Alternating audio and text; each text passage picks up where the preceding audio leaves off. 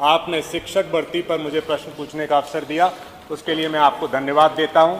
हमारा बेसिक शिक्षा विभाग जो 50 साल पुराना विभाग है, जिसमें 2 करोड़ 60 लाख छात्र पढ़ रहे हैं, जिसमें 50,80,000 शिक्षकों के पद हैं, लेकिन पिछले 6 साल से 1.5 लाख पद खाली पड़े हैं और भर्ती है 0। 5 लाख बीएड बीटीसी करके छात्र हर साल निकल के आते हैं। 40 लाख बीएड बीटीसी करके छात्र पिछले 6 सालों में सड़कों पे, गांवों में, शहरों में दर दर की ठोकर खा रहे हैं। 12,000 टीचर हर साल रिटायर हो रहे हैं। 9,508 ऐसे स्कूल हैं जहां पर एक ही शिक्षक है, सिर्फ एक शिक्षक। आप बताइए उनका, उस स्कूल का स्टैंडर्ड क्या होगा। 23-24 में, अकेले 23-24 में 16 लाख बच्चों ने ड्रॉप आउट कर लिया। दिव्यांग बच्चों के जो शिक्षक, दिव्यांग बच्चों को पढ़ाने के लिए जो शिक्षकों की जरूरत है, ऐसे 5,300 पद खाली पड़े हैं। पढ़ाई की गुणवत्ता गिर रही है, शिक्षकों पर ओवरलोड है, मानसिक और शारीरिक दबाव है। स्कूलों में को करिकुलर एक्टिविटीज 0 है सर। सरकारी योजनाओं में भी कभी कभी इंप्लीमेंटेशन में कमी आ जाती है। और आरटीई जो राइट टू एजुकेशन, जो उसका भी उल्लंघन है, उसमें भी अनुपात उसके हिसाब से कम है। और लेकिन हमारी सरकार सो रही है, पिछले 6 साल में भर्ती है 0।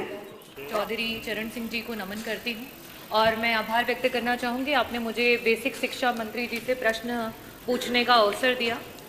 अध्यक्ष जी, मेरा प्रश्न जो था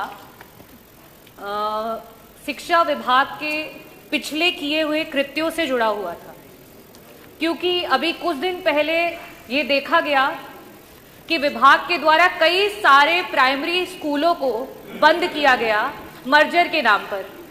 और जब उसका कारण पूछा गया तो ये बताया गया कि उन स्कूलों में जो है बच्चों की संख्या कम है। तो मेरा प्रश्न जो था मंत्री जी से ये था कि सरकार ने विगत 9 वर्षों में बच्चों की संख्या बढ़ाने के लिए क्या कोई योजना बनाई थी, और अगर कोई कार्य किया था जिससे कि प्राइमरी स्कूलों में बच्चे बढ़ सके, तो उस योजना की वजह से क्या लाभ हुआ और कितने बच्चे बढ़े। अध्यक्ष जी, उत्तर जो है वो बड़ा ही निराशापूर्ण है और उत्तर ये रहा कि कोई बच्चे नहीं बढ़े हैं।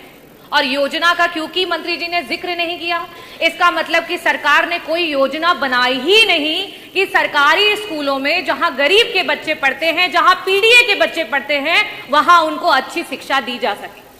किसी भी स्कूल में अगर आप बच्चों को की संख्या को बढ़ाना चाहते हो तो वहां सर्वप्रथम सबसे जरूरी है वहां के पर्याप्त शिक्षक, वहां पे शिक्षकों की संख्या जो है वो पर्याप्त होनी चाहिए। दूसरी जो सबसे जरूरी चीज है वो है शिक्षक, और साथ ही साथ जो बच्चे वहां पढ़ रहे हैं उनकी शारीरिक और मानसिक दुरुस्ती। और लास्ट में जो मंत्री जी कायाकल्प की बात कर रहे थे, खैर वो तो काया और कल्प सभी धरातल पर देख सकते हैं, जो कि है बेसिक इंफ्रास्ट्रक्चर। खैर एक बात को, बेसिक इंफ्रास्ट्रक्चर को कॉम्प्रोमाइज भी कर सकते हैं, लेकिन जिन स्कूलों में टीचर्स ही नहीं है, जिन स्कूलों के टीचर्स प्रताड़ित हो रहे हैं, वहां पे हम कैसे चाहेंगे और कैसे पा पाएंगे कि हमारे बच्चे बढ़ रहे हैं। मेरा पहला प्रश्न जो है मंत्री जी से यह है कि आज 9,508 ऐसे स्कूल हैं जो सिर्फ और सिर्फ एक टीचर की वजह से चल रहे हैं, और कई सारे ऐसे स्कूल हैं जहां सिर्फ और सिर्फ शिक्षा मित्र हैं। ऐसी स्थिति में क्या सरकार शिक्षक भर्ती को और देरी ना करते हुए, क्योंकि 2 लाख से भी ज्यादा टीचर्स की आज सरकार की कमी है, उसको पूरा करने के लिए जल्द से जल्द शिक्षक भर्ती लाएगी, और लाएगी तो कब। और साथ ही साथ जो हमारे शिक्षा मित्र उतना ही काम कर रहे हैं और उनके पास जो है टेट क्वालिफाइड है, उनका समायोजन करने या उनका मानदेय जो है उसको बढ़ाने के लिए सरकार कब विचार करेगी। मेरा दूसरा प्रश्न मंत्री जी से यह है, क्योंकि मैंने मानसिक और शारीरिक दोनों की दुरुस्तता की बात की।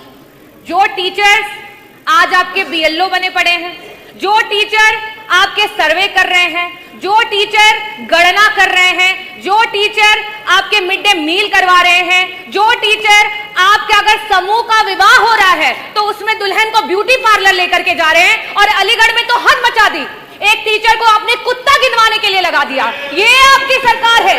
ये आप, हम कहते हैं कि हमारा जो गुरु होता है, गुरु ब्रह्मा, गुरु विष्णु, और आपने गुरु को कहां ला करके पटक दिया? ये आपकी सरकार है। मैं ये पूछना चाहती हूं, क्या ऐसी मानसिक उत्पीड़ना के साथ आप ये कर पाएंगे कि हमारे प्राइमरी स्कूल के जो हैं बच्चे बढ़ पाए? मेरा प्रश्न आपसे ये है कि अंतर जनपदीय आज 10-10 साल से टीचर्स बैठे हुए हैं, उनके ट्रांसफर्स नहीं हो पा रहे हैं।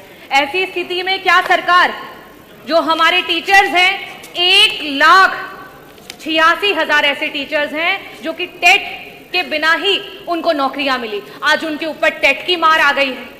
क्या सरकार उस टेट से उनको मुक्ति दिलाएगी? क्या सरकार अंतर जो आपके जनपदीय ट्रांसफर्स है उनकी बात करेगी? और जिस तरीके के व्यवहार को सरकार टीचर्स के साथ कर रही है, क्या उस पर रोक लगाएगी?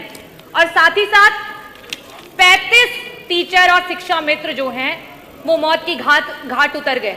बीएलओ के रूप में वो काम कर रहे थे और उन्होंने आत्महत्या कर ली। इन लोगों के लिए क्या सरकार उनके परिवारों में एक सरकारी नौकरी और साथ ही साथ मुआवजा देने का काम करेगी? मैं बस इन 3 प्रश्नों के स्पष्ट उत्तर चाहूंगी कि सरकार अवश्य दे। बहुत बहुत धन्यवाद अध्यक्ष महोदय। जहां तक शिक्षा के बढ़ते हुए स्तर और गरीब बच्चों को भी, गरीब परिवार के बच्चों को भी अच्छी शिक्षा उपलब्ध कराने के विषय में माननीय सदस्य ने प्रश्न किया। आरटी के अंतर्गत व्यवस्था बनाई गई है कि हर एक प्राइवेट स्कूल के अंतर्गत 25% जो बच्चे उसमें दाखिला किया जाएगा वो गरीब परिवारों के, निम्न वर्ग के बच्चे होंगे और उसकी एक पूरी प्रक्रिया है। लॉटरी की प्रक्रिया के माध्यम से हर वर्ष हम सभी विद्यालयों में एडमिशन्स कराते हैं और जो ये एडमिशन्स किए गए हैं 2021-22 में आरटी के अंतर्गत प्रदेश भर में 61,403 बच्चों का एडमिशन कराया गया था। 2022-23 में आरटी के अंतर्गत 70,406 बच्चों का एडमिशन कराया गया।